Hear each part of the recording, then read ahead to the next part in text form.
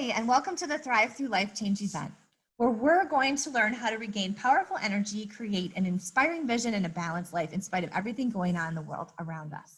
Hi, I'm Jen Hurd, and I'm a professional organizer for over 30 years. And over that time, I've worked with client after client, some of whom have gone through their life changes smoothly and others not so much.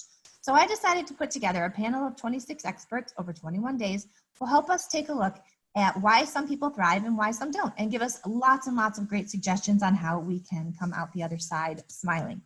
So with that in mind, my guest today is Dr. Sharon Cohen. She's a relationship and love consultant specializing in how we think, feel, and connect with others and ourselves. She believes that knowing and loving yourself first is the key to lasting happiness, and that relationships are what make us thrive.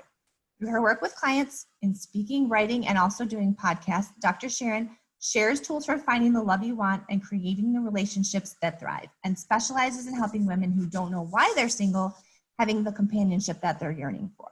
A big part of that is discovering your authentic self and making self-love and self-care a priority, which I think we all can recognize is very necessary in this current environment that we're dealing with.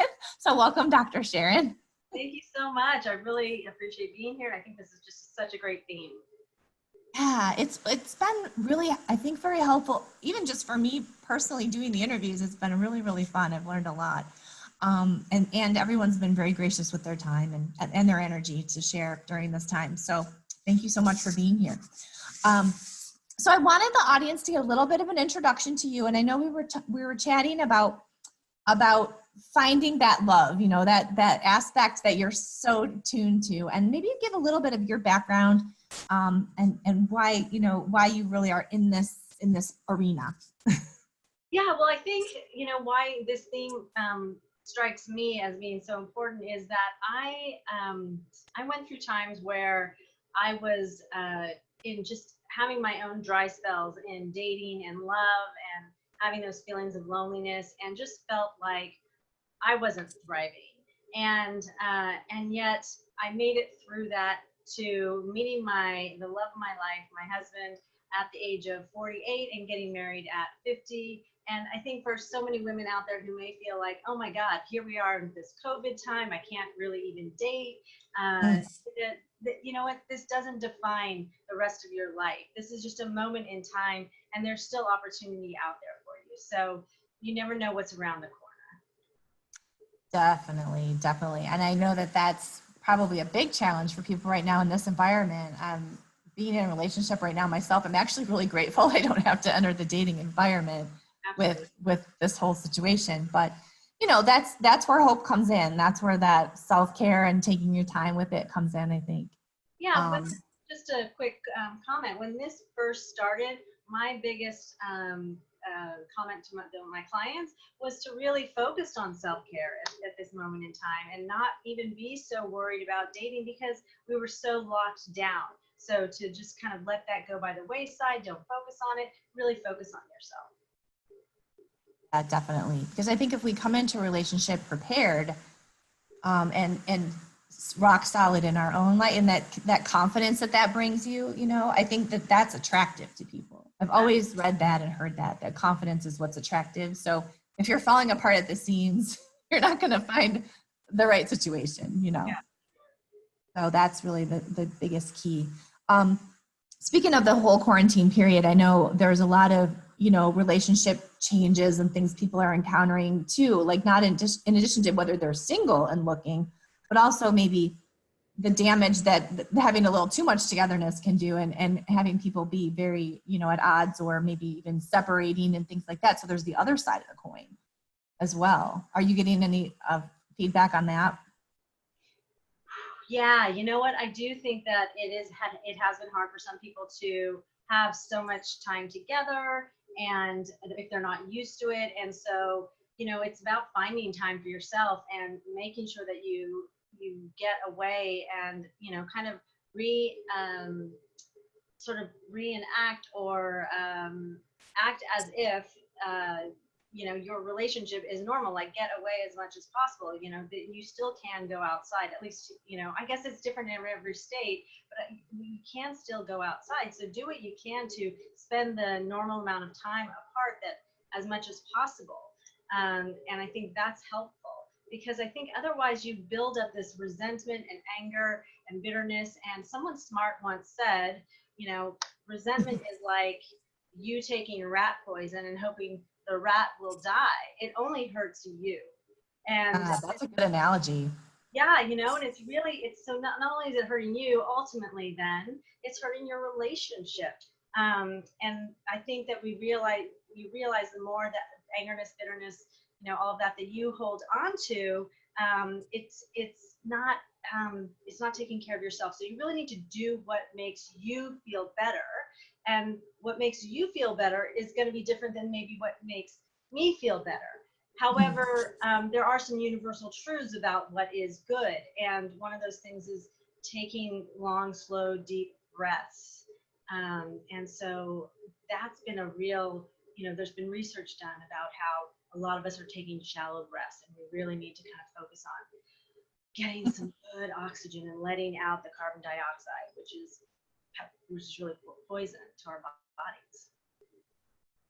It definitely is. And I think if your mind is calm, you're less likely to snap at people too, you know, because in these stressful situations, I think there's a lot of that where people are kind of at each other, and you wouldn't normally be if you were getting the same amount of alone time, or, you know, if someone was traveling like they normally do, or spending time with their friends the way they normally do, and you get those breaks, you wouldn't be in that tense situation where you're snapping, or where you're, you know, feeling like you're going to have to separate from the person altogether because you're just, you know, in misery.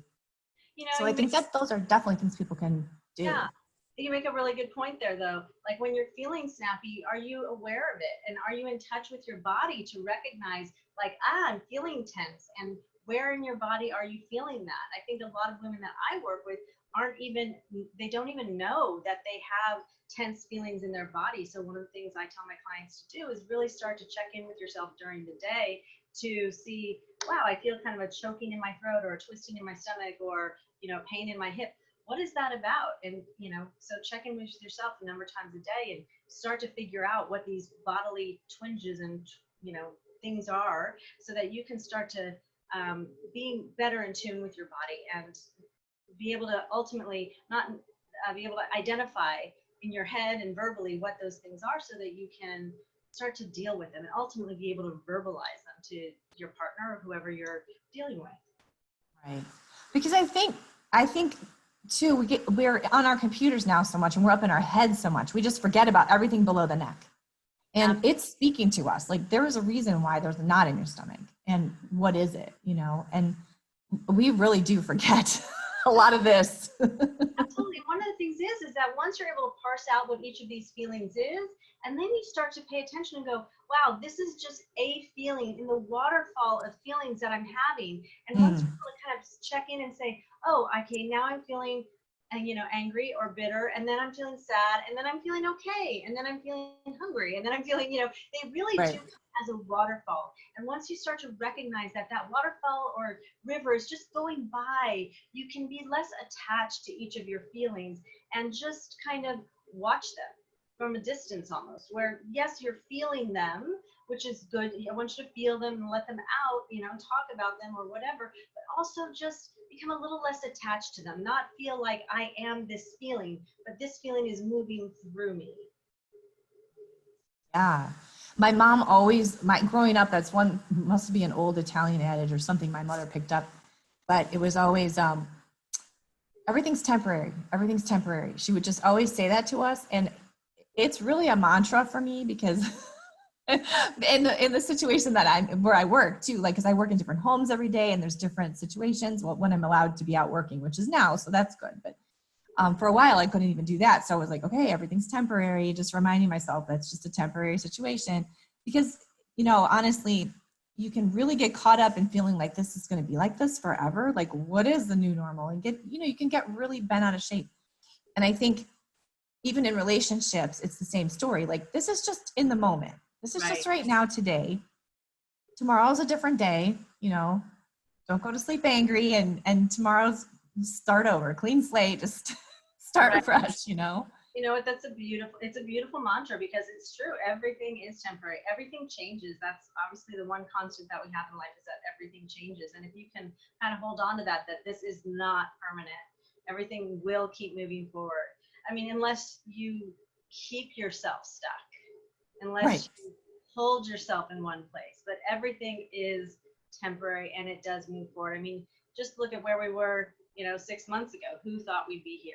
And look at where you were a year ago. I'm sure there's been so many changes in your life. So just to know that 1 year from now, things will be dramatically different than they are Yeah. And I know that echoes a feeling that a lot of our speakers have, is to look at the things that you've been successful at in the past, and extract from that the fact that you can be successful at this. You just have to give it the time that it needs, or wait it out, wait out this temporary situation until you can readdress it, or whatever it is. But, be patient with yourself and give yourself the time to let it work out. And I think a lot of people make very permanent decisions based on very temporary circumstances. now. Oh, wow. You know what? That's something I think my mom and dad both have said to me, like, be just to take your time making those big decisions. Yeah. No need to make it. Definitely. Yeah.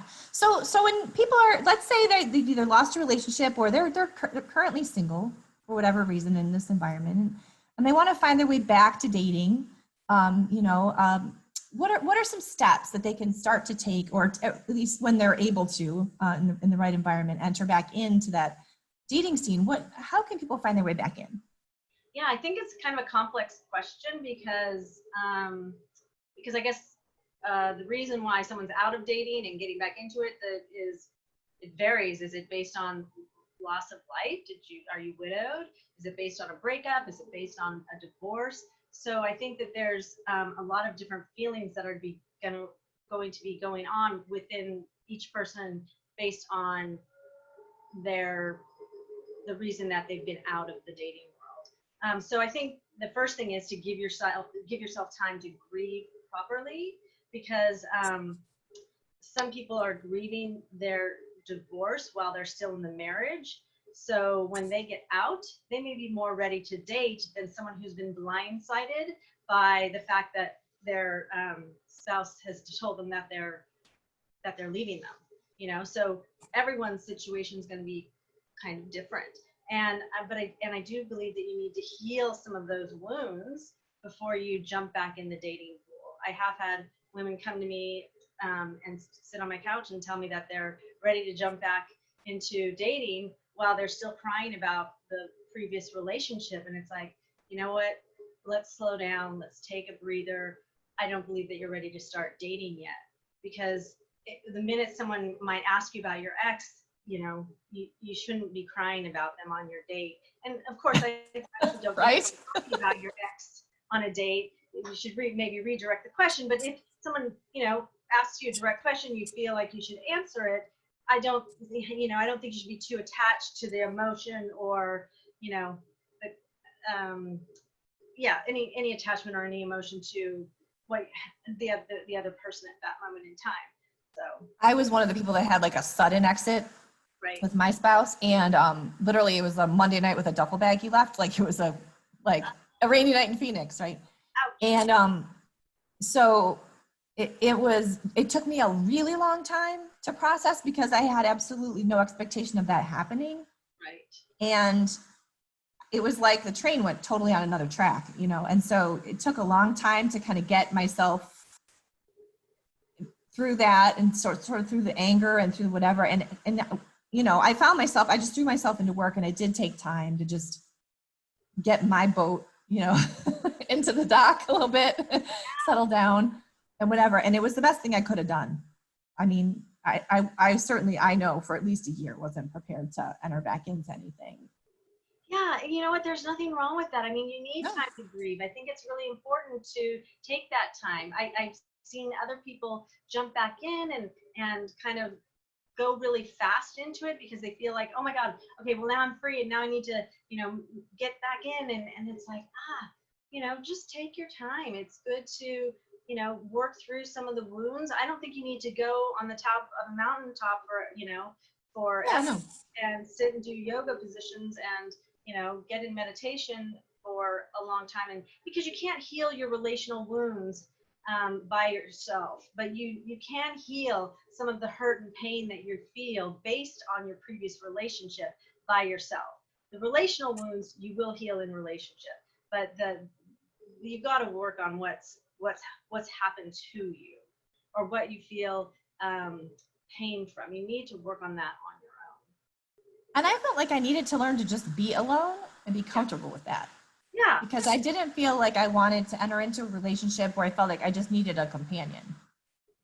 You know, that, at least from my own personal reasons. I mean, I just felt like I needed to be comfortable with just being by myself or not. And then at that point, again, maybe it's a confidence thing, but that's sort of my impression, is that, like, if you're confident alone, you know, and you step into the relationship, you're just on this like level playing field. It's a really good point. I think a lot of people, when you've been in a relationship for a very long time, you're really oftentimes very used to doing something with your partner. And if you're not with your partner, then you're with your friends. And you don't really have that much necessarily alone time. Some people do. Some people have very, you know, they have relationships where they do take alone time, but they're probably people who were comfortable with alone time to begin with. So if you weren't that person to begin with, then this is a time to maybe take yourself out to a dinner by yourself, or a lunch, or, you know, go for walks and do things that go to a movie by yourself, do things that you had never done by yourself before, and get comfortable with that feeling, because no one's looking at you. You feel like everyone's staring at you. No one's looking at you. No one cares, but you care. You feel really like there's, you know, big lights pointing at you. Lights, right?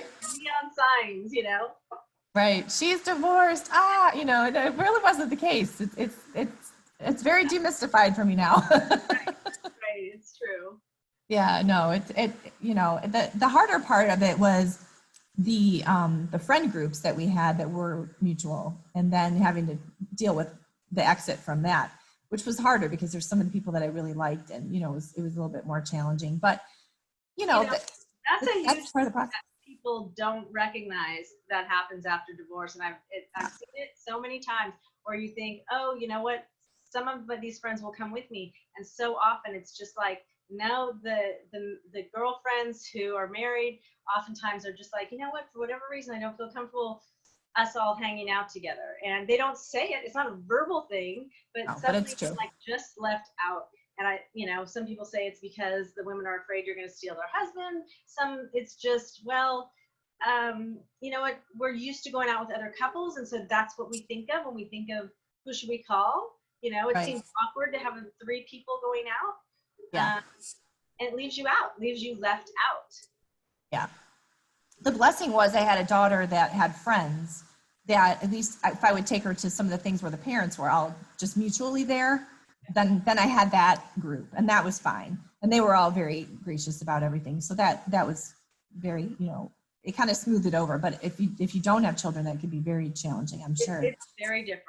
Yeah. The sports parents saved my life. Yeah. If you don't have kids, there's no in. I'll tell you this right now. If you don't have kids, there's no social in to anything. If you have kids, there is that. So yeah, it was a good buffer for me. It really did rescue me that way. That and my dog. I love my dog. He was he was a good bridge through that too. So in terms of, I want to get back to that. We talked a little bit about at the very beginning, that self-acceptance and self-love piece, you know, so you can attract the right person. Let's talk a little bit more about how we can nurture that in ourselves. Yeah, I think self-compassion is just so important. It's about accepting yourself, just like you would a good friend. It's amazing how much nicer we are to other people than we are to ourselves. Mm-hmm. And so it's saying, okay, how can I be as nice to myself as I would to a best friend, or as I would to someone who's sick, or as I would to someone who's, you know, not at their best moment in time. And you would be so kind to them. But instead, so often we say things to ourselves that are unkind. We don't treat ourselves as well. We don't pamper ourselves. We don't, and by pampering yourself, I don't mean necessarily like the mani-pedi sort of pampering yourself. I mean, like taking yourself out, doing something unique or different that makes you feel good, figuring out what makes you feel good. It may be something like, you know, trying something playful, like going out and flying a kite. When was the last time you did that? Maybe you've never done that. but maybe that would be something that would be fun. Going on a bike ride because that makes you feel like a kid. Doing something that just that restores your sense of self. And I think another thing about this is really being self-centered, which means centered in self. It doesn't mean self-absorbed, which means that you don't take anyone else's thoughts or feelings into consideration. And it doesn't mean self-abandon, which means that you don't take your own thoughts or feelings into consideration. You only take other people's thoughts and feelings into consideration. It means being centered in self, and then so you're taking your thoughts and feelings into consideration first, and then you take other people's thoughts and feelings into consideration. But you take care of yourself first, because if you're not willing to cause someone else pain, then you're going to cause yourself pain. And I think this is a really big thing for women to understand, because we don't like to cause anyone pain. So what we do is we take on the pain ourselves. So that is a huge part of self-compassion. Yeah, that's I should put a big yellow highlight on that one. Yeah, absolutely. Because it's very true. I was that person for the longest time. And part of it is the environment I was raised in. I was very much a people pleaser. So even in relationship, I became a people pleaser. I'll do everything I can to scramble and please his family or please him or please whatever. If somebody's disappointed with something, I would just take it so personally and feel terrible. And, that's like a form of self-abuse. It really is. You know what? I'm glad you're saying that, because it really Yes. is. I don't think we realize what we're doing to ourselves. I don't think we realize how we're not taking care of ourselves. We're not loving ourselves. We're not being compassionate towards ourselves. And then the other piece that I really like of, it's like a 4-pronged bed or something, is self-acceptance. Really saying, that I'm okay as I am, and not trying to be someone who you're not. I was talking to a client, and we were talking about something and she said something about that she wasn't good, or she really didn't like something about herself. And it was that she had a negative perception of things. That's what it was. And she's like, that's just who I am. And it's like, no, you've gotten into this bad habit of seeing things through a negative lens, but that's not who you are. It's just a bad habit. Yeah. And so it's a paradigm shift of like, you're beautiful and worthy and lovable and everything just as you are. And you have this habit of seeing things through these gray lens instead of through a clear lens, or even a rose-colored lens, So it's a habit, not you. It's not who you are. And that's about self-acceptance. It's like, I want you to accept that this is part of you. It doesn't mean that you can't change it, because we're changeable. We can change our neural pathways, but I want you to accept yourself. I don't believe in hard wiring. I think there's a lot of soft wiring we do to ourselves. Right. And making those negative inferences all the time can sort of shift your wiring. And you do have to, I think if you're circumspect about it and you're aware that that's what you tend toward, you can devil's advocate yourself to the positive. You can say, but wait a minute. If I just step over here for a second, there is a better way to look at this, or there's a more optimistic way to look at this. I love right? it. You know what? Actually, like angel's advocate. I love that so much, because actually I think I remember back when I was working at a psychiatric hospital. One of my colleagues, one of my coworkers, we had a whole conversation about this, and it's like she was super optimistic, and I was on the other end of the scale, I think, at that time, and she would say things, and I'd be like, I can't even see how you see it from that perspective. And I'd be over here, and she's like, I don't see how you see it from your perspective. But as we talked about it time over time, I became more able to see, I can see now how you see it from that perspective. And it really did move me more towards like, yeah, and you know what? Here's the big thing, is that 90% of the things that we worry about don't ever come true. So why not pick the story that makes you feel best? Because it's more likely to be true. Right. Yeah, exactly. I mean, I think I've done some conversations with storytellers in this course, this series too, and we've talked about those stories that we tell ourselves. And that segues me into sort of my next question. But, you know, a lot of us tell ourselves real negative stories like, oh, I'll never meet somebody. Right. Or, oh, I'll never, I've got all these flaws that this past person saw in me that that's me. So, I mean, nobody else is going to want me either. And I think we got to find that connection back to the positive part of ourselves somehow along the way so that we can sort of expose that and be more optimistic about our chances of finding that person, right? I mean, and being, you know, it's obviously there's a challenge right now with meeting anybody and how you do that. But after that, how do you connect back to yourself and be able to put yourself out there and get that new direction, you know? Yeah, again, I think it's about that I think it's about finding out what lights you up, you know, like looking for, you know, what are the little moments of joy in your day?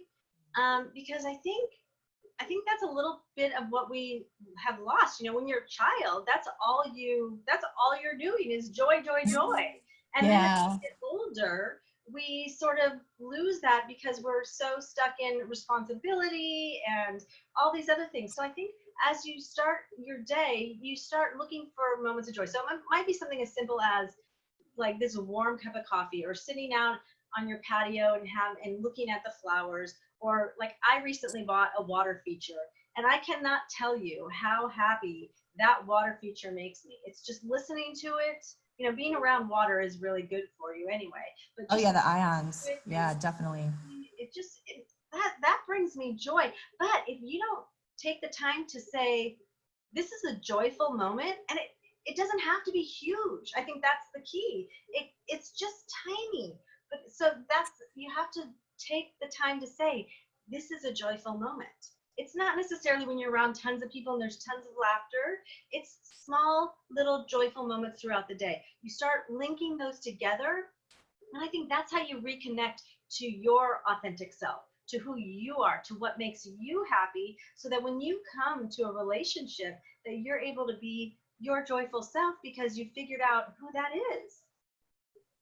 Yeah, and the more upbeat and joyful things that we notice, and the more gratitude I think we find in that, it does really shift you. It really does shift you out of where you're grinding the gears and you're really stuck and you're just mired down in sort of that angst and, you know, whatever that you might be feeling to put you, it does put you in a much better place. Absolutely. Just in general. For sure. Yeah. So we're going to have a link below this video, everyone, so you can connect with Dr. Sharon. And so please be sure and click that and check it out. Do you want to tell them what you have linked there, Dr. Sharon? Yeah, absolutely. It's a video that is how to attract the deeply intimate relationship that you desire. And it gives some really actionable tips about how to do that. And I think it'll be really helpful. Oh, great. That's going to be very, very useful for everyone, I'm sure. So definitely check that out, everyone. Click the link. And if you have any questions or want to connect directly to Dr. Sharon, you'll be able to get there from there, or you can reach out to us directly. Obviously, we're happy to make the connection. And she can definitely help with your relationship questions in this time, and at least give you feedback from where you are and help you step into where you might want to be. So definitely want to thank you for being with us today, Dr. Sharon Cohen. It's been really great, and I'm sure that our viewers will get a lot out of this. And I want to remind everyone to please tune in to the Thrive event. There are 26 speakers over 21 days to help you learn how to thrive and come out on the other side of all sorts of different life challenges and changes that you might be encountering. So thanks for joining us, and we'll see you on the next one.